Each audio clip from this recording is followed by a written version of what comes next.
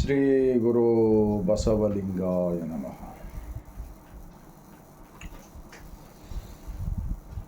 ವಿಶ್ವಗುರು ಕ್ರಾಂತಿಯೋಗಿ ಮಹಾತ್ಮ ಬಸವಣ್ಣನವರನ್ನು, ವಿಶ್ವಜ್ಯೋತಿ ವೀರ ವೈರಾಗ್ಯ ನಿಧಿ ಅಕ್ಕ ಮಹಾದೇವಿರವರನ್ನು, ಸಕಲ ಶಿವ ಶರಣರನ್ನು ಎನ್ನ ಹೃದಯ ಮಂದಿರದಲ್ಲಿ ನೆನೆಯುತ್ತಾ, ಭಾರತೀಯರೆಲ್ಲರಿಗೂ ಶರಣರ ನಾಡು ಅನುಭವ ಮಂಟಪ ಬಸವ ಕಲ್ಯಾಣದ ಭೂಮಿಲಿಂದ ಈ ಮುಂಜಾನೆಯ ಸರ್ವರಿಗೂ ಶರಣ. ಇವತ್ತ ವಿಶ್ವಜ್ಯೋತಿ ಜಗಜ್ಯೋತಿ ಅಕ್ಕ ಮಹಾದೇವಿರವರ ಜಯಂತಿಯ ನಿಮಿತ್ತವಾಗಿ ಕೂಡ ಭಾರತ ಅಷ್ಟೆಲ್ಲ ಇಡೀ ಜಗತ್ತಿನ ಮಹಿಳೆಯರೆಲ್ಲರಿಗೂ, ಮಾನವ ಲೋಕಕ್ಕೆ ಅಕ್ಕ ಮಹಾದೇವಿರವರ ಜಯಂತಿಯ ನಿಮಿತ್ತವಾಗಿ ಕೋಟಿ ಕೋಟಿ ಶರಣ. 12ನೇ ಶತಮಾನದಲ್ಲಿ ಅಕ್ಕ ಮಹಾದೇವಿರವರು ಶಿವಮೊಗ್ಗ ಜಿಲ್ಲೆಯ ಉಡುತಡಿಲಿಂದ ಅಣ್ಣ ಬಸವಣ್ಣನವರು ಅವತ್ತ ಬಿಜ್ಜಳ ರಾಜರ ಪ್ರಧಾನಮಂತ್ರಿಯಾಗಿದ್ದುಕೊಂಡು ಅನುಭವ ಮಂಟಪ ಸ್ಥಾಪನೆ ಮಾಡಿದರು. ಆ ಅನುಭವ ಮಂಟಪದಲ್ಲಿ ನಡೀತಕ್ಕಂಥ ಚಿಂತನೆಗಳನ್ನು ಕೇಳಿ ಸಾವಿರಾರು ಕಿಲೋಮೀಟರ್ ದೂರದಿಂದ ಅನುಭವ ಮಂಟಪಕ್ಕೆ ಬಂದರು ಅಕ್ಕ ಮಹಾದೇವಿರವರು. ಇಲ್ಲಿ ಅವರು ವಚನಗಳನ್ನು ನಾವು ಓದುತ್ತಾ ಹೋದಾಗ ನಮ್ಮ ಮನಸ್ಸಿನಲ್ಲಿ ರೋಮಾಂಚನವಾಗುತ್ತದೆ, ಒಂದು ಹೊಸ ಬದುಕನ್ನು ಸಿಗುತ್ತದೆ. ಆದ್ದರಿಂದ ಇವತ್ತ ದೇಶದಲ್ಲಿ ಏನೆಲ್ಲ ಮೂಢರೂಢಿಗಳು, ಹಲವು ದೈವಗಳಿಗೆ ಒಂದು ಗುಲಾಮರಾಗಿ ಅಂತರಂಗದ ದೇವನನ್ನು ಮರೆತು ಬಿಟ್ಟಿದೆ ಲೋಕವೆಲ್ಲ.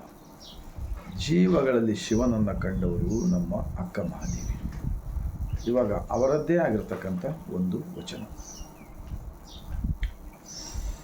ದೇವನ ಕಲ್ಪನೆಯ ಬಗ್ಗೆ. ಉದಯ ಅಸ್ತಮಾನವೆಂಬ ಎರಡು ಕೊಳಗದಲ್ಲಿ ಈ ಆಯುಷ್ಯವೆಂಬ ರಾಶಿ ಅಳೆದು ತೀರದ ಮುನ್ನ ಶಿವನ ನೆನೆಯಿರೇ, ಶಿವನ ನೆನೆಯಿರೇ. ಈ ಜನ್ಮ ಬಳಿಕ ಇಲ್ಲ.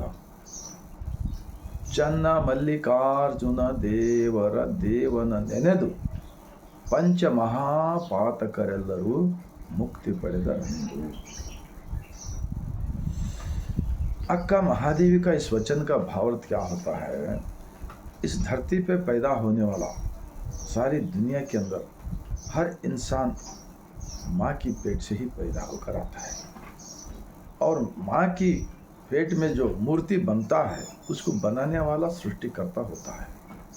इसीलिए तो हमारे शरणों ने ये शरीर को ही सृष्टि का एक मंदिर कहा है. अक्का महादेवी भी वही कहा है. तो उदय अस्तमानवेंब ಎರಡು ಕೊಳಗದಲ್ಲಿ मतलब अब सवेरे हो गए. 6 बजने के बाद में शाम को 6 बजे तक एक दिन होता है. उदय जो उजाला हो गए, सूरज की किरण से सारी दुनिया उजाला. अस्तमानवेंब ಎರಡು ಕೊಳಗದಲ್ಲಿ अब शाम को 6 बजे से दूसरा दिन 6 बजे तक रात हो जाता है. मतलब शरणों की नज़र में उदय अस्तमानवेंब ಎರಡು ಕೊಳಗದಲ್ಲಿ तो जब खेत में जब अनाज पकाता है तो जब रास होने के बाद में थैले में गिन गिन के डालता है, वैसा ही इंसान का एक धरती पे पैदा होकर आने के बाद में हमारा शरीर भी रोज़ रोज़ मापे जा रहा है. 1 दिन 2 दिन महीना 2 महीना साल 2 साल 10 साल 20 साल, कोई 50 साल तक रहेगा, कोई 40 साल रहेगा, कोई 100 साल रहेगा, लेकिन रहेगा, एक दिन जाएगा. ये एक सबको गारंटी है ना. तो इससे पहले हमारा मूर्ति बनाया वाला हमारा अंदर है ना, इस अंदर का मालिक को जानने पहचानने के वास्ते अनुभव मंटप खोले गए थे महात्मा बसवಣ್ಣ जी. ಎರಡು ಕೊಳಗದಲ್ಲಿ आयुष्यवेंब राशि अಳೆದು ತೀರದ ಮುನ್ನ. उमर जाने से पहले इधर तुम तीर्थ क्षेत्र, धर्मस्थल, 4 धाम, वो धाम, ये मनुवादियों ने बनाया, सो इस देश का बर्बादी का झूठे प्रचार के विरोध में अनुभव मंडप स्थापन हुआ था 12वीं शताब्दी के अंदर। वचन का किताब पढ़ो। ಆಯುಷ್ಯವೆಂಬ ರಾಶಿ ಅಳೆದು ತೀರದ ಮುನ್ನ ಶಿವನ ನೆನೆಯಿರೆ, ಶಿವನ ನೆನೆಯಿರೆ। अभी इन मनुवादियों ने जो गले में सांप, हाथ में त्रिशूल, ये शिवा हमको बताया गया, लेकिन हमारे अक्का महादेवी का शिवा ऐसा नहीं, निराकार शिवा है। उन्होंने जगदगल मुगिलगल मिगियागल है, सारी दुनिया तमाम है। वैसे भगवान के वास्ते कोई मंदिर नहीं, कोई मूर्ति नहीं, इसीलिए तो इष्टलिंग छाती पे बांधकर शरण सती लिंगपति, हमारा सबको माँ के रूप में, बाप के रूप में, बंधु बड़गा के रूप में अंदर का मालिक को ही शरण हो गए। सो एक महान तत्व अगर दुनिया के अंदर कोई है तो बसव कल्याण के अनुभव मंडप का इतिहास सारी दुनिया के लोगों को एक अच्छा सच्चा रास्ता बताने का केंद्र है, वो बसव कल्याण है। ಆದ್ದರಿಂದ ಶಿವ ನಮ್ಮ ಬಸವಾದಿ ಶರಣರು, ಶಿವ ನಾ ಈಗೇನು ಹೇಳಿದ್ದೀನಲ್ಲ, ನಮ್ಮ ಪಾರ್ವತಿ ಆಗಲಿ ಪರಮೇಶ್ವರ ಆಗಲಿ ಆ ಶಿವನನ್ನು ನಮ್ಮ ಬಸವಾದಿ ಶರಣರು ನಂಬಿದವರಲ್ಲ, ನಂಬಿದವರಲ್ಲ, ನಂಬಿದವರಲ್ಲ। ಜೀವಗಳಲ್ಲಿ ಶಿವನನ್ನ ಕಂಡವರು ನಮ್ಮ ಅಕ್ಕ ಮಹಾದೇವಿರವರು। ಅದಕ್ಕೆ ಹೇಳುತ್ತಾರೆ, ದಯವಿಲ್ಲದ ಧರ್ಮ ಅದು ಯಾವುದಯ್ಯ, ದಯವೇ ಬೇಕು ಸಕಲ ಪ್ರಾಣಿಗಳೆಲ್ಲರಲ್ಲಿ ಎಂದು ಹೇಳ್ತಾರಲ್ಲ, ಅರ್ಥವಾಗಿಲ್ವಾ? ಈ ಮನುವಾದಿಗಳೇ ಬಸವಣ್ಣನವರನ್ನ ವಿಚಾರಗಳನ್ನು ಎಷ್ಟು ಹಾಳು ಮಾಡ್ತಕ್ಕಂಥ ಆಸೆ ಇಟ್ಕೊಂಡ್ರಲ್ಲ ಮಹಾಪಾಪಿಗಳೇ। ಇವತ್ತು ಅಕ್ಕ ಮಹಾದೇವಿ ಜಯಂತಿ ಇದೆ, ಅಕ್ಕ ಮಹಾದೇವಿರವರ ವಿಚಾರ ನೋಡಿದರೆ ನಿಜಕ್ಕೂ ಇವತ್ತೇನು ಹೆಣ್ಮಕ್ಳ ಮೇಲೆ ರೇಪ್ ಆಗೋದಾಗಲಿ, ಕೊಲೆ ಆಗೋದಾಗಲಿ ನಾವು ನೋಡ್ತಾ ಇದ್ದೀವಿ, ಅಪರಾಧಗಳು ಇವೆಲ್ಲವೂ ಕೂಡ ಅಕ್ಕ ಮಹಾದೇವಿರವರ ವಚನಗಳಿಂದ ತಪ್ಪಿಸಲು ಬರುತ್ತದೆ। ಇನ್ನೊಂದು ಅಕ್ಕ ಮಹಾದೇವಿರವರ ವಚನ, ಬೆಟ್ಟದ ಮೇಲೆ ಒಂದು ಮನೆಯ ಮಾಡಿ ಮೃಗಗಳಿಗೆ ಅಂಜಿದರೆ ಎಂತಯ್ಯ, ಸಮುದ್ರದ ತಡೆಯಲೊಂದು ಮನೆಯ ಮಾಡಿ ನೊರೆ ತೆರೆಗಳಿಗೆ ಅಂಜಿದರೆ ಎಂತಯ್ಯ, ಸಂತೆಯೊಳಗೆ ಒಂದು ಮನೆಯ ಮಾಡಿ ಶಬ್ದಕ್ಕೆ ನಾಚಿದರೆ ಎಂತಯ್ಯ, ಈ ಲೋಕದ ಒಳಗೆ ಹುಟ್ಟಿದ ಬಳಿಕ ಸ್ತುತಿ ನಿಂದೆಗಳು ಬಂದರೆ ಮನದಲ್ಲಿ ಕೋಪವ ತಾಳದೆ ಸಮಾಧಾನಿಯಾಗಿರಬೇಕು ಚನ್ನಮಲ್ಲಿಕಾರ್ಜುನ ದೇವ। ಅಕ್ಕ ಮಹಾದೇವಿರವರ ವಚನದ ನಾಮಾಂಕಿತ ಚನ್ನಮಲ್ಲಿಕಾರ್ಜುನ ದೇವ ಅಂದರೆ ಶ್ರೀಶೈಲ ಅಲ್ಲ, ಯಾವ ಶೈಲ ಕೂಡ ಅಲ್ಲ। ಅವರು ಅಲ್ಲಿ ಹೋಗಿದ್ದಾರೆ, ಅಲ್ಲಮಪ್ರಭುರವರು ಕೂಡ ಶ್ರೀಶೈಲಕ್ಕೆ ಹೋಗಿದ್ದಾರೆ, ಆದರೆ ಅಲ್ಲೇ ಹೀಗೆ ಹೊರಗಿನ ಜಡ ವಸ್ತುಗಳ ದೇವರನ್ನ ನಂಬಿಲ್ಲ ನಮ್ಮ ಬಸವ ಕಲ್ಯಾಣದ 12ನೇ ಶತಮಾನದ ಇತಿಹಾಸ ಈ ಜಡ ವಸ್ತುಗಳಿಗೆ ನಂಬಿಲ್ಲ। ಆದ್ದರಿಂದಲೇ ಈ ಕುತಂತ್ರವಾದಿಗಳು ಏನು ಹೇಳ್ತಾ ಇದ್ದಾರೆ, ಬಸವಾದಿ ಶರಣರ ಹಿಂದೂ ಸಮಾವೇಶ ಅಂತ ಹೇಳಿ ತಿರುಚುವ ಕಾರ್ಯ ಯಾರು ಮಾಡ್ತಾ ಇದ್ದಾರಲ್ಲ, ಮಹಾಪಾಪಿಗಳೇ, ಮಹಾ ದೇಶದ್ರೋಹಿಗಳೇ, ಮಹಾ ಮನುವಾದಿಗಳೇ, ನೀವೆಲ್ಲರೂ ಏನು ಉತ್ಪಾದನೆ ಮಾಡ್ತೀರಪ್ಪ, ಏನು ಕಾಯಕ ಮಾಡ್ತೀರಿ, ಏನು ದುಡಿತೀರಿ, ಎಲ್ಲರನ್ನ ಮೋಸ ಮಾಡಿ ಬದುಕ್ತಾ ಇದ್ದೀರಲ್ಲ। ಇಂದೀಗ 12 ವರ್ಷಗಳಿಂದ ದೇಶದ್ರೋಹಿ, ಹಿಂದೂಸ್ತಾನ, ಪಾಕಿಸ್ತಾನ, ಅದು ಇದು ಅಂಥೇಳಿ ಗೊಂದಲ ಹುಟ್ಟಿಸಿ ಮನುಷ್ಯರ ಮನಸ್ಸನ್ನು ಧ್ಯಾನ ಭಟ್ಕಾವ್ ಏನು ಮಾಡ್ತಾ ಇದ್ದೀರಲ್ಲ, ಇನ್ನು ಮುಂದೆ ಅದೆಲ್ಲ ಬಿಡಬೇಕಾಗುತ್ತದೆ। ಯಾಕೆಂದರೆ ಈಗ ಬಸವ ಕಲ್ಯಾಣದಲ್ಲಿ 2027ನೇ ಇಸ್ವಿಯಲ್ಲಿ ಮುಂದಿನ ಮಾರ್ಚ್ ತಿಂಗಳ ಒಳಗಾಗಿ ನೂತನ ಅನುಭವ ಮಂಟಪದ ಕಟ್ಟಡ ಉದ್ಘಾಟನೆವಾಗಲಿದೆ। ಇಡೀ ಜಗತ್ತದ ಮಾನವರೆಲ್ಲರೂ ಸತ್ಯದ ಮಾರ್ಗಕ್ಕೆ ಹೋಗಬೇಕಾಗಿದೆ, ನಮ್ಮ ದೇಶದ ಪ್ರಗತಿಗಾಗಿ.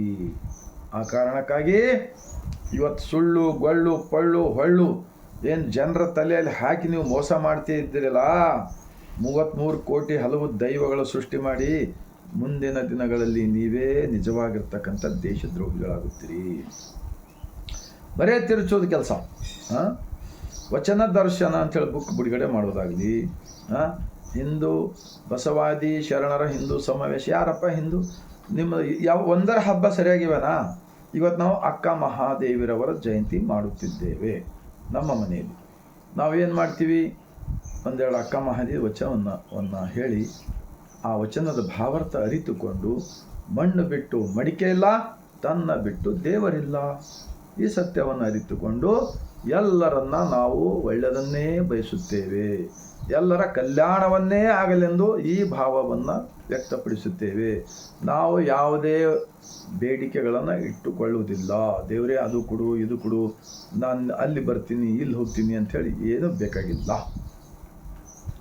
ಈ ಜೀವದಲ್ಲಿ ಜೀವವಿರುವವರೆಗೆ ನಮ್ಮ ದೇವರು ನಮ್ಮ ಮನದೊಳಗೆ, ನಮ್ಮ ಆರೋಗ್ಯ ನಮ್ಮ ಕೈಯಲ್ಲಿ. ಈ ಸತ್ಯವನ್ನು ತಿಳಿಸುತ್ತಾರೆ ನಮ್ಮ ಅಕ್ಕ ಮಹಾದೇವಿರವರು.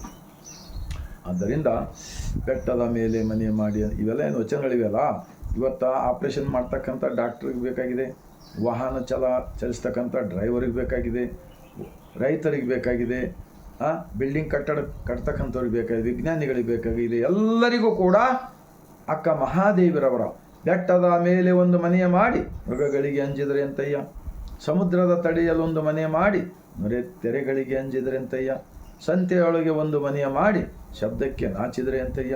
ಈ ಲೋಕದ ಒಳಗೆ ಹುಟ್ಟಿದ ಬಳಿಕ ಸ್ತುತಿ ನಿಂದೆಗಳು ಬಂದರೆ ಈ ಮನದಲ್ಲಿ ಕೋಪವ ತಾಳದೆ ಸಮಾಧಾನಿಯಾಗಿರಬೇಕು ಚನ್ನ ಮಲ್ಲಿಕಾರ್ಜುನ ದೇವ. ನಾನು ಕಳೆದ 8 ವರ್ಷಗಳ ಹಿಂದೆ ಆರೋಗ್ಯ ಇಲಾಖೆಯಲ್ಲಿ ಆಂಬ್ಯುಲೆನ್ಸ್ ವಾಹನ ಚಾಲಕನಾಗಿ ಕರ್ತವ್ಯ ಮಾಡಿದ್ದೇನೆ.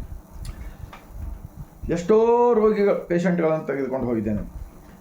ಗಂಡ ಹೆಂಡತಿ ಜಗಳ, ತಂದೆ ಮಕ್ಕಳ ಜಗಳ, ಮೈ ಮೇಲೆ ಗ್ಯಾಸ್ಲೈಟ್ ಎಣ್ಣೆ ಹಾಕೊಂಡು ಮೈ ಗುರಿ ಹಚ್ಕೊಳೋದು, ಸರಾಯಿ ಕುಡಿದು ರಸ್ತೆ ಮೇಲೆ ಅಪಘಾತ ಮಾಡಿಕೊಳ್ಳೋದು, ಹೊಲ ಮನೆ ಸಲಕ್ಕೆ ಜಗಳ, ಅದರ ಜಗಳ ಇದರ ಜಗಳ ಮಾಡಿ ಜೀವ ಕಳ್ಕೊಂಡಿದ್ದನ್ನು ನೋಡಿದ್ದೇನೆ ನಾನು.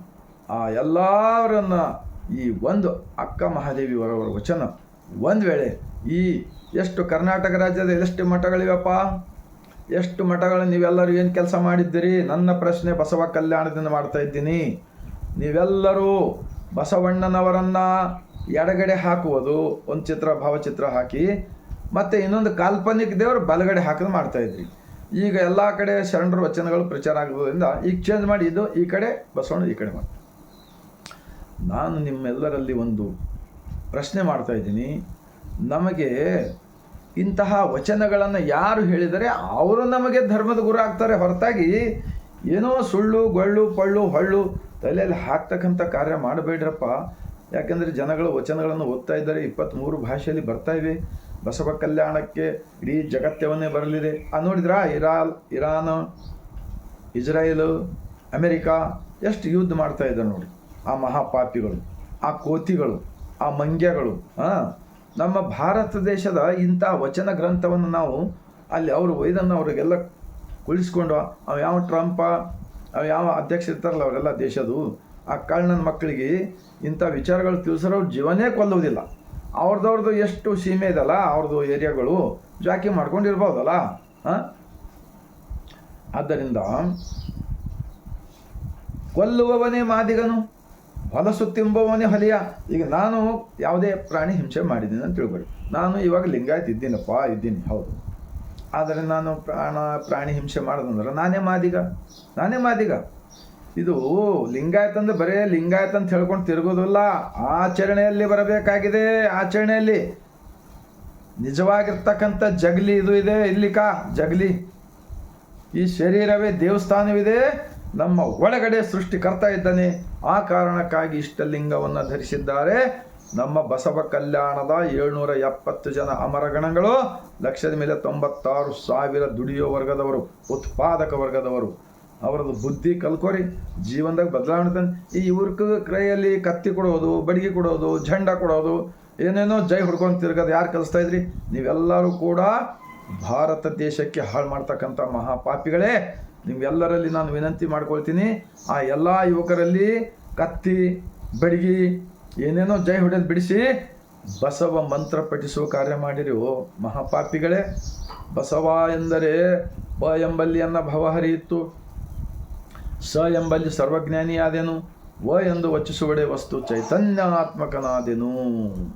ಇಂತಿ ಬಸವ ಎಂಬ ಅಕ್ಷರಗಳು ಎನ್ನ ಸರ್ವ ಅಂಗದಲ್ಲಿ ತೊಳಗಿ ಬೆಳಗುವ ಭೇದವನ್ನರಿತು ನಾನೂ ನೀನು ಬಸವ ಬಸವ ಎನ್ನುತ್ತಿದ್ದೇನೆಯ್ಯ ಗುಹೇಶ್ವರ ಅಂತೇಳಿ ಅಲ್ಲಂಪ್ರಭು ಹೇಳಿದಾರಪ್ಪ.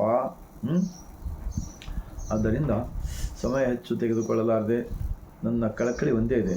ನನಗೆ ಯಾರೇನು ಮಠ ಕೊಟ್ಟಿರಾ, ನನಗೆ ಯಾರು ವಾಹನ ಕೊಟ್ಟಿರಾ, ನನಗೆ ಯಾರು ಪಟ್ಟಾಭಿಷೇಕ ಮಾಡಿರಾ, ನನಗೆ ಯಾರು ಕಾಲು ಬಿದ್ದು ಇದು ಮಾಡಿದ? ನಮಗೇನು ಕಾಲು ಬೀಳಿಸೋದು ಬೇಕಿಲ್ಲ. ಬಸವಾದಿ ಶರಣರು ಹೇಳ್ತಾರೆ, ಪಾದವೆಂದರೆ ಜ್ಞಾನ. ಅಲ್ಲಂಪ್ರಭು ಹೇಳಿಲ್ಲ, ಭೂಮಿ ನಿನ್ನದಲ್ಲ, ಹೇಮ ನಿನ್ನದಲ್ಲ, ಕಾಮಿನಿ ನಿನ್ನವಳಲ್ಲ, ಇವೆಲ್ಲ ಜಗಕ್ಕೆ ಇಕ್ಕಿದ ವಿಧಿ. ನಿನ್ನ ಒಡವೆ ಎಂಬುದು ಜ್ಞಾನದ ರತ್ನ. ಸೃಷ್ಟಿದ ಜ್ಞಾನ ಬೇಕು. ಇಂತಪ್ಪ ದಿವ್ಯ ರತ್ನವ ಕೆಡಗುಡದೆ ಅಲಂಕರಿಸಿದೆ. ಆದರೆ ನಮ್ಮ ಗುಹೇಶ್ವರ ಲಿಂಗದಲ್ಲಿ ನಿನಗಿಂತ ಬಿಟ್ಟು ಶ್ರೀಮಂತರಿಲ್ಲ ಕಾಣ ಇದೆ ಮನವೇ. ಮಹಾಪಾಪಿಗಳೇ, ಈ ವಚನ ಏನು ಹೇಳ್ಕೊಡ್ತದ? ಹೆಣ್ಣು ಹಣ್ಣು ಮಣ್ಣಿಗಾಗಿ ಪರಸ್ತ್ರೀ ಪರದೈವ ಪರ ಏನು ಇದಕ್ಕೆಲ್ಲ ಜಗಳ ಮಾಡಿದಾರ ನಮ್ಮ ಶರಣರು, ಬಸವ ಕಲ್ಯಾಣ ಶರಣರು ಮಾಡಿದಾರ? ಸಿದ್ದೇಶ್ವರ್ಗ ಸಿದ್ದರಾಮೇಶ್ವರ್ಗ ಸಿದ್ದೇಶ್ವರ ಅಂತ ಹೇಳೋದು, ಸಿದ್ದೇಶ್ವರ್ಗ ಸಿದ್ದರಾಮೇಶ್ವರ ಅಂತ ಹೇಳೋದು, ವಚನ ದರ್ಶನ ಬಿಡುಗಡೆ ಮಾಡೋದು, ಬಸವಾದಿ ಶರಣ ಹಿಂದೂ ಸಮಸ್ಯೆ ಅಂತ ಸುಳ್ಳು ಹೇಳಿ ಮೋಸ ಮಾಡ್ತಕ್ಕಂಥದ್ದು ಮಹಾಪಾಪಿಗಳೇ. ನಾನು ಬಹಳ ನೋವಿನಿಂದ ಹೇಳ್ತಾ ಇದ್ದೀನಿ. ಯಾಕೆಂದರೆ 26 ವರ್ಷಗಳ ಹಿಂದೆ ನಾನು ಕೂಡ ಕೆಟ್ಟ ಜನರ ಸಂಘದಲ್ಲಿ ಹಾಳಾಗಿ ಹೋಗಿದ್ದೇನೆ. ಈ ಮೂಢ ರೂಢಿ ನಮ್ಮ ಮನೆಯಲ್ಲಿ ಮಾಡ್ತಕ್ಕಂಥದ್ದನ್ನು ಅದರಲ್ಲೇ ದುಡ್ಡು ಹಾಳು ಮಾಡ್ಕೊಂಡಿದ್ದೀವಿ.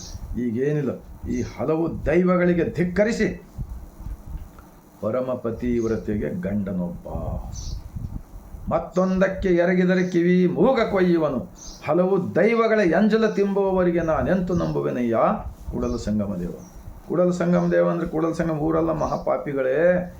ಈ ಶರೀರವೇ ಒಂದು ಕೂಡಲ ಸಂಗಮ. ಇಲ್ಲಿ ಹೊರಗಡೆ ಸೂರ್ಯ ಚಂದ್ರ ಆಕಾಶ ನೆಲ ಜಲ ಗಾಳಿ ಎಲ್ಲ ಇದೆಯಲ್ಲ, ಆ ಎಲ್ಲದರಿಂದ ಈ ಶರೀರ ಆಗಿದೆ. ಹೊರಗೆ ಎಷ್ಟಿದೆ ಅಷ್ಟು ಒಳಗಿದೆ, ಒಳಗೆ ಎಷ್ಟಿದೆ ಅಷ್ಟು ಹೊರಗಿದೆ. ಬರೀ ಕಾಗಿ ಗುಬ್ಬಿ ಕತ್ತಿ ಹೇಳ್ತೀರಿ, ಜಾತ್ರೆ ಮಾಡ್ತೀರಿ ಶರಣರ ಹೆಸರ ಮೇಲೆ. ಇವೆಲ್ಲ ತಿರಸ್ಕಾರ ಮಾಡಿದ್ದಾರೆ. ಗುಡಿಗುಂಡಾರಗಳನ್ನು ಬೇಕಾಗಿಲ್ಲ. ಇವತ್ತ ಅನುಭವ ಮಂಟಪಗಳು ಬೇಕು, ಬಸವ ಮಂಟಪಗಳು ಬೇಕು. ಇವತ್ತು ಎಷ್ಟು ಸಿದ್ದರಾಮೇಶ್ವರ ಗುಡಿ ಇರಲಿ, ಬಸವಣ್ಣನವರು ಇರಲಿ, ಅಕ್ಕ ಮಹಾದೇವಿ, ಅವೆಲ್ಲವೂ ಕೂಡ ಅನುಭವ ಮಂಟಪಗಳು ಆಗಬೇಕು. ಅಲ್ಲಿ ದಿನನಿತ್ಯ ವಚನಗಳ ಚಿಂತನೆ ಆಗಬೇಕು, ಅಲ್ಲಿ ಸಾಮೂಹಿಕ ಪ್ರಾರ್ಥನೆ ಆಗಬೇಕು. ಆವಾಗ ಮಾತ್ರ ಯುವಕರು ದಾರಿ ತಪ್ಪಿ ಹೋಗ್ತಕ್ಕಂಥ ಯುವಕರಿಗೆ ಅವರೆಲ್ಲರೂ ಬದಲಾವಣೆ ಆಗ್ತಾರೆ. ನಾನು ಗ್ಯಾರಂಟಿ ಕೊಡ್ತೀನಿ. ಈಗ ನನ್ನ ಜೀವನದಲ್ಲಿ ನೋಡಿ, ನಾನು ವಚನ ಓದೋದ್ರಿಂದ ನನ್ನ ಜೀವನ ಬದಲಾವಣೆ ಆಗಿದೆ. ಇನ್ನೂ ಕೂಡ ಏನಾದರೂ ತಪ್ಪಿದ್ರೂ ಕೂಡ ನಾನು ಇನ್ನೂ ವಚನಗಳನ್ನು ಓದುತ್ತೇನೆ, ಅದರಂತೆ ಸ್ವಲ್ಪ ಅವಲೋಕನ ಮಾಡುತ್ತೇನೆ. ಸ್ವಲ್ಪ ನಮ್ಮ ತಪ್ಪುಗಳು ನಾವು ತಿದ್ಕೊಳ್ಳೋಕೆ ಬರ್ತದೆ. ನಾವು ಎಲ್ಲಿಗೆ ಹೋಗೋದು ಬೇಕಾಗಿಲ್ಲ ದಂಡ ಕಟ್ಲಕ್ಕೆ. ಅಲ್ಲಿ ಬೇಡ್ಕೊಂಡು ಇಲ್ಲಿ ಬೇಡ್ಕೊಂಡು ದೇವ್ರು ಎಲ್ಲ ಕೊಟ್ಟನಲ್ಲಪ್ಪ. 2 ಕಣ್ಣು, 2 ಕಿವಿ, 2 ಕೈ, 2 ಕಾಲು, ವಿಚಾರ ಮಾಡೋಕ್ಕೆ ಬುದ್ಧಿ ಕೊಟ್ಟಿಲ್ಲ. ಮತ್ತೇನು ಕೊಡ್ಬೇಕು ನಿಮ್ಗೆ? ಅವರೆಲ್ಲ ಮಷೀನ್ ಹಚ್ಚಿ ನೋಟ್ ಎಣಿಸ್ತಾ ಇದ್ದಾರೆ ದೇಶದ್ರೋಹಿಗಳು. ಬಸವಣ್ಣನವ್ರ ಹೆಸರ ಮೇಲೆ ಗುಡಿ ಕಟ್ಟೋದು, ಸಿದ್ದರಾಮೇಶ್ವರ ಹೆಸರ ಮೇಲೆ ಗುಡಿ ಕಟ್ಟೋದು, ಅವೆಲ್ಲ ತಿರಸ್ಕಾರ ಮಾಡಿದಾರಪ್ಪ ಸಿದ್ದರಾಮೇಶ್ವರವರು. ಬರೀ ವಚನಗಳು ಚಿಂತನೆ ಮಾಡೋಣ,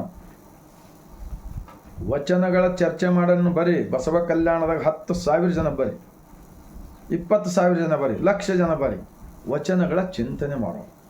ಆ ನಂತರ ನೀವು ಬೇಕಂತೇಳಿ ಮಾಡ್ತಾ ಇದ್ದೀರಾ ಅಥವಾ ತಿಳಿಯಲಾರದೆ ಮಾಡ್ತಾ ಇದ್ದೀರಾ, ಚರ್ಚೆ ಮಾಡೋಣ ಬರೀ. ಆ ನಂತರ ಯಾವುದು ಸತ್ಯ ಯಾವುದು ಅಸತ್ಯ ಎಂಬುದು ಗೊತ್ತಾಗುತ್ತೆ. ಸತ್ಯದ ಮಾರ್ಗಕ್ಕೆ ನಾವು ಶಿಕ್ಷಣದಲ್ಲಿ 2 4 ಆಗಬೇಕಲ್ಲ, 2 4 ಆಗಬೇಕು, 2 5 ಆಗ್ತಾವ, 2 3 ಆಗ್ತಾವ. ಪಾಠ ಹೇಳಂಗೆ ಹೇಳಬೇಕು. ಮಕ್ಕಳು ಒಂದು ಸ್ಕೂಲಲ್ಲಿ 50 ಮಕ್ಕಳು ಇದ್ದಾರೆ ಅಂತ ಹೇಳ್ಬೇಕು. ಮಾಸ್ಟ್ರಿಗೆ ಪಾಠ ಏನು ಅದೇ ಹೇಳ್ತಾನಲ್ಲ, ಎಲ್ಲರೂ ಪಾಸ್ ಆಗ್ತಾರ, ಕೆಲವರು ಫೇಲ್ ಆಗ್ತಾರ. ಹಾಗೆಯೇ ನಮ್ಮ ಪಾಠ ಅನುಭವ ಮಂಟಪದ ಬಸವಾದಿ ಶರಣರ ವಚನಗಳನ್ನು ಹೇಳಬೇಕು. ಈ ಎಲ್ಲ ಮಠಾಧೀಶರಲ್ಲಿ ನಾನು ಕೈ ಜೋಡಿಸಿ ವಿನಂತಿ ಮಾಡ್ಕೊಳ್ತೀನಿ. ಈ ಭೂಮಿಗೆ ಹುಟ್ಟಿ ಬಂದಿದ್ದಕ್ಕೆ ಪಾವನ ಆಗಬೇಕು, ಮುಕ್ತಿ ಸಿಗಬೇಕಂದ್ರೆ ಅಣ್ಣ ಬಸವಣ್ಣನವರನ್ನು ಧರ್ಮಗುರು ಅಂತ ಒಪ್ಪಿಕೊಳ್ಳಲೇಬೇಕು. ಒಂದು ವೇಳೆ ನಿಮಗೆ ಒಪ್ಪಿಕೊಳ್ಳೋದು ಹೋದರೆ ಅವರ ವಚನಗಳನ್ನು ನೀವು ಹೇಳಬೇಡಿರಿ. ಯಾಕೆಂದರೆ ನೀವು ಬುದ್ಧಿವಂತರಿದ್ದರೆ, ಜ್ಞಾನಿಗಳಿದ್ರಲ್ಲ, ಈಗ ಅದು ಎಷ್ಟು ಮಠದ ಸ್ವಾಮಿಗಳಿದ್ರಲ್ಲ, ನೀವೆಲ್ಲರಿಗೂ ಬಸವಾದಿ ಶರಣರ ಇತಿಹಾಸ ಗೊತ್ತಿದೆ. ಆದರೂ ಕೂಡ ಒಂದು ಸ್ವಲ್ಪ ಒಳಗಡೆ ಬೇರೆ ಇದೆ. ಇದು ತೆಗೆದು ಹಾಕಿ ಮನಸ್ಸು ಒಂದು ಇದರಿಂದ ಬಿಚ್ಚು ಮನಸ್ಸಿನಿಂದ ಅಲ್ಲಮ್ಮ ಪ್ರಭುರವರು ಹೇಳಿಲ್ವಾ, ಅಕ್ಕ ಮಹಾದೇವಿ ಹೇಳಿಲ್ಲ, ಬಸವ ದೇವಲೋಕದವರಿಗೂ ಬಸವಣ್ಣನೇ ದೇವರು ಅಂತ ಅಕ್ಕ ಮಹಾದೇವಿ ಹೇಳಿಲ್ಲ, ಮರ್ತ್ಯಲೋಕದವರಿಗೂ ಬಸವಣ್ಣನೇ ದೇವರು, ಮೇರುಗಿರಿ ಮಂದರಗಿರಿ ಮೊದಲಾದವುಗಳೆಲ್ಲವಕ್ಕೂ ಬಸವಣ್ಣನೇ ದೇವರು. ಚನ್ನಮಲ್ಲಿಕಾರ್ಜುನ ದೇವ ಎನಗೂ ನಿಮಗೂ ಎಮ್ಮ ಶರಣರಿಗೂ ಬಸವಣ್ಣನೇ ದೇವರು ಅಂತ ಯಾಕೆ ಹೇಳಿದ್ದಾರೆ? ಅವತ್ತು ಜೀವಂತವಾಗಿ ಕಲ್ಯಾಣ ಭೂಮಿಯಲ್ಲಿ ಶರಣರು ಓಡಾಡ್ತಕ್ಕಂಥ ಸಂದರ್ಭದಲ್ಲಿ ಬರೆದಿರತಕ್ಕಂಥ ಈ ವಚನವಿದೆ. ನಿಜವಾಗಿರ್ತಕ್ಕಂಥ ದೇವರನ್ನು ತೋರಿಸಿದವರು ಬಸವಣ್ಣನವರು. ಅವರು ನಮಗೆ ದೇವರ ಸ್ವರೂಪಿ ಕೂಡ ಇದ್ದಾರೆ, ನಮ್ಮ ಗುರುವಿನ ಸ್ವರೂಪಿ ಕೂಡ ಇದ್ದಾರೆ, ವಿಶ್ವಗುರು ಇದ್ದಾರೆ, ಜಗಜ್ಯೋತಿ ಇದ್ದಾರೆ, ಮಹಾತ್ಮ ಬಸವಣ್ಣನವರು ಇದ್ದಾರೆ ಅಂತ ಹೇಳ್ತಾ ನನ್ನ ಮಾತು ಈ ನನ್ನ ಬಾಯಲಿಂದ ಬಂದಿವೆ ಹೊರತಾಗಿ ಆ ಎಲ್ಲ ಶಬ್ದಗಳು ಆ ಅಂದಿನ ಶರಣರು ಬರೆದಿರ್ತಕ್ಕಂಥ ವಚನಗಳಲ್ಲಿನ ಭಾವಗಳಿವೆ. ಅದು ನನ್ನದಲ್ಲ, ನಾನು ನಿಮಿತ್ತ, ನನ್ನ ಶರೀರ ನಿಮಿತ್ತ ಮಾತ್ರ. ಆ ಸತ್ಯ ಶರಣರ ಏನು ಭಾವ, ವಚನಗಳ ಭಾವ ಇದೆಯಲ್ಲ, ಅದನ್ನೇ ನಾನು ಹೊರಗೆ ಹಾಕಿದ್ದೇನೆ. ಇದು ದೇಶಭಕ್ತಿ ಎನ್ನುತ್ತಾರೆ, ಇದು ರಾಷ್ಟ್ರಭಕ್ತಿ ಎನ್ನುತ್ತಾರೆ. ಆವಾಗ ನಮ್ಮ ಮುಗ್ಧ ಜನರು ಎಲ್ಲರೂ ಜ್ಞಾನಿಗಳಾಗಲಿಪ್ಪ ಅಂಬಲು ಕಳಕಳಿ ಇಟ್ಕೊರಿ. ಆ ದೇಶದ ನೋಡಿ ಸುಮ್ಕೆ ಸಣ್ಣ ಸಣ್ಣ ಮಕ್ಕಳಿಗೆ ಕೊಲೆ ಮಾಡ್ತಾಯಿದ್ರು ಮಹಾಪಾಪಿಗಳು. ಇಜ್ರಾಯೆಲ್, ಇರಾನ್, ಅಮೆರಿಕಾ, ಅವು ಇಂಥ ಪಾಪಿಗಳು ಕೂಡ ಬಸವಣ್ಣನವ್ರ ಹತ್ತಿರ ಬರಬೇಕು. ಬಸವಣ್ಣವ್ರು ಕೂಡ ಪ್ರಧಾನಮಂತ್ರಿ ಇದ್ರಲ್ಲಪ್ಪ, ಅರ್ಥ ಮಾಡ್ಕೋರಿ ಎಲ್ಲರೂ ಅಂತ ಹೇಳುತ್ತಾ ಅಕ್ಕ ಮಹಾದೇವಿರವರ ಜಯಂತಿ ನಿಮಿತ್ತವಾಗಿ ಒಂದು ಅರ್ಧ ನಿಮಿಷ ಅಂತರಂಗದ ದೇವನಿಗೆ ಧ್ಯಾನಿಸಿ ಧನ್ಯವಾದಗಳನ್ನು ಹೇಳುವುದಷ್ಟೇ ಬೇಕು, ಸಾಕು.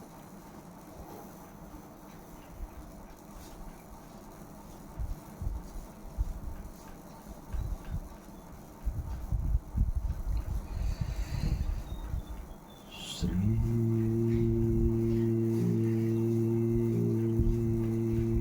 ಗುರು ಬಸವಲಿಂಗ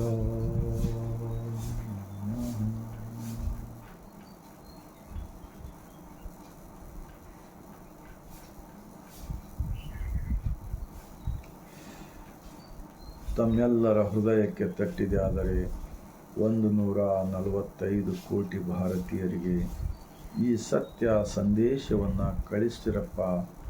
ನಿಮಗೆ ಸರಿ ಅನಿಸಿದರೆ ಲೈಕ್ ಮಾಡಿರಿ, ಸಬ್ಸ್ಕ್ರೈಬ್ ಮಾಡಿರಿ. ಇದನ್ನು ಪ್ರಚಾರ ಮಾಡಿದರೆ ನಿಜವಾಗಿರ್ತಕ್ಕಂಥ ದೇಶಭಕ್ತಿ ಆಗುತ್ತದೆ, ಸೃಷ್ಟಿಕರ್ತನ ಭಕ್ತರಾಗುತ್ತೀರಿ, ನಿಮ್ಮೆಲ್ಲರಿಗೂ ಒಳ್ಳೆಯದಾಗುತ್ತದೆ, ಕಲ್ಯಾಣವಾಗುತ್ತದೆ ಎಂದು ನಾನು ಗ್ಯಾರಂಟಿಯಲ್ಲಿ ಹೇಳ್ತಾ ಮತ್ತೊಮ್ಮೆ ಬಸವನಾಡಿನಿಂದ ಇಡೀ ಜಗತ್ತಿನ ಮಾನವರೆಲ್ಲರಿಗೂ ಬಾಗಿದ ತಲೆ ಮುಗಿದ ಕೈಯಿಂದ ಶರಣ.